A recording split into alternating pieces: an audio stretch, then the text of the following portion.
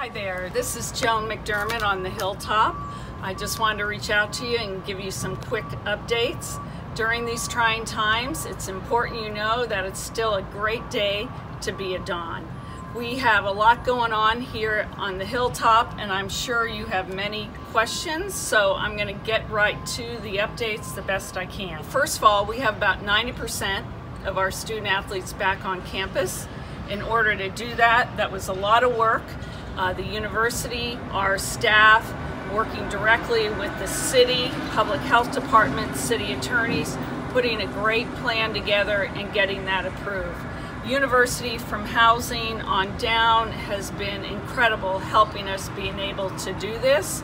So again, 90% of our student athletes are here. The rest are maybe some golfers that stayed home because they can compete from home unattached.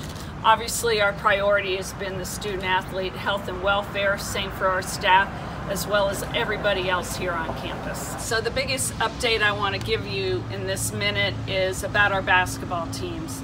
Both teams are now practicing with 12 hours a week, 8 hours of on-court time.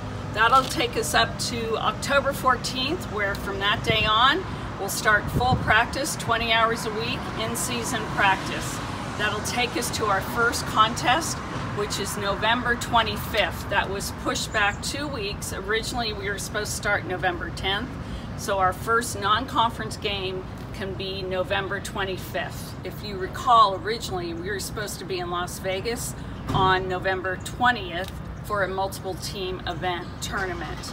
That is now, those promoters are working on trying to move it to November 25th since that's our first day. We feel really good that they're going to be able to make that happen. Our plan is to go to Vegas and play 2 and possibly 3 games there, as they're working on bringing in many teams. From there, we're allowed to play 9 non-conference games plus 2 in a multi-team event, which would be Vegas. So that's 9 more games that we're going to try and fit in a short period of time before Christmas. So looking at, we still have our tournament down in Phoenix, Arizona.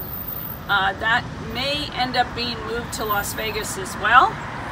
It's really still up in the air for all our non-conference games, because quite honestly, that's the way it is around the country. Everyone's trying to scramble and make things happen, trying to potentially go in a bubble in Vegas, thinking of the NBA. As soon as we have more details on who we play, we'll let you know.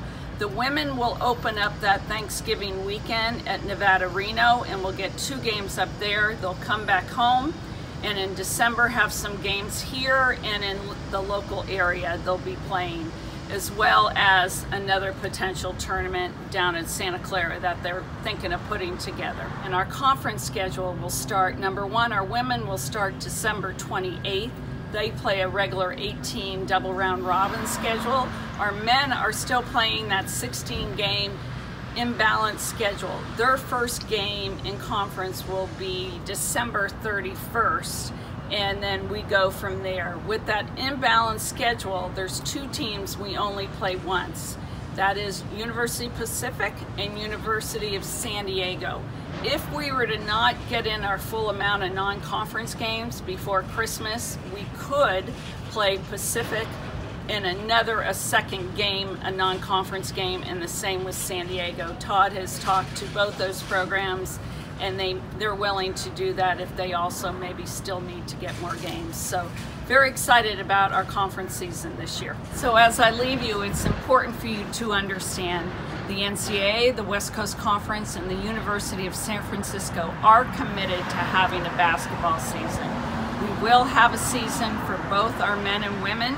It may have to be adjusted again, but I know we will have a season. Thank you so much for your support.